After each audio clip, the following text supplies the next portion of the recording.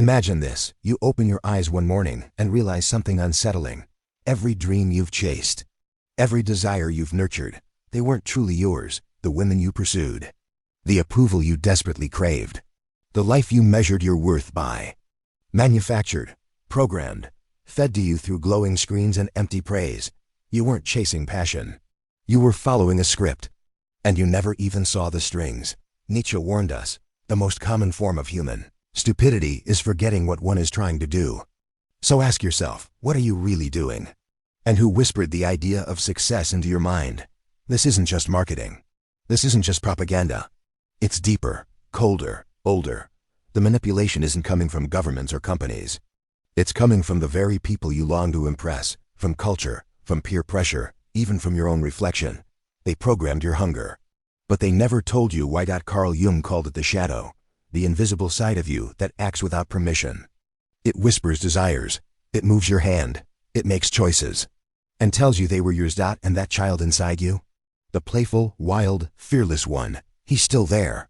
But he's been sedated, conditioned to behave, taught to perform. Society doesn't want free men. It wants obedient ones. So they turn love into performance, intimacy into transactions, passion into a checklist. You were never free. You were dancing to rhythms planted in your head before you could speak. And who benefits? Certainly not you. That's the game. You confuse hunger with purpose. You confuse lust with meaning. You confuse noise with truth. And the worst part?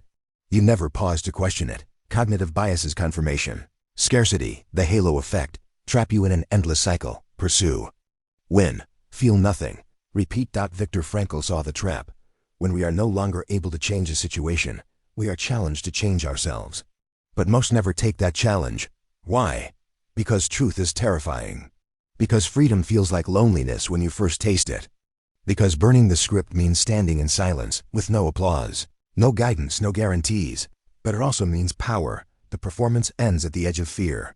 That's where escape begins, in the rejection of borrowed desires. In choosing uncertainty over comfort. In walking away from the stage. Schopenhauer once said, most men would rather cling to misery than face the unknown. But not all men. The rebel, the awakened one, he refuses the script. He tears apart every craving. He questions every impulse. He dismantles the lies, one by one, and what's left? Not a void.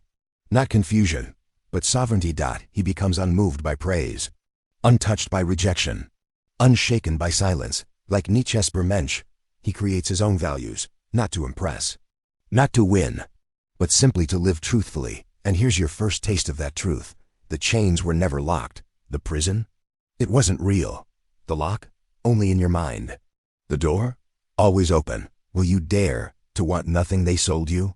Here's the forbidden epiphany. You were never broken. You were never missing anything. The chase itself was the illusion. Jean-Paul Sartre said, hell is other people. But only if you let them define your heaven. When you stop chasing, you become the still point. The center. Love, validation, applause. They were never the answer. Just distractions from your true self. And now, the ultimate question arises. Will you live as you are? Or dissolve into the myth they wrote for you? Burn the script. Stop waiting. Stop begging. You were the gatekeeper all along. Nietzsche's hammer breaks the illusion, smashes the false gods, and hands you the pen. Become who you are. Not a seeker, a sovereign, not a beggar of love, but the architect of your own meaning. And when you stop asking permission, from women, from society, from your own fear, you'll find the only truth that ever mattered. You are already free. The cage never existed. The door was always open. And now, who will you become without your chains?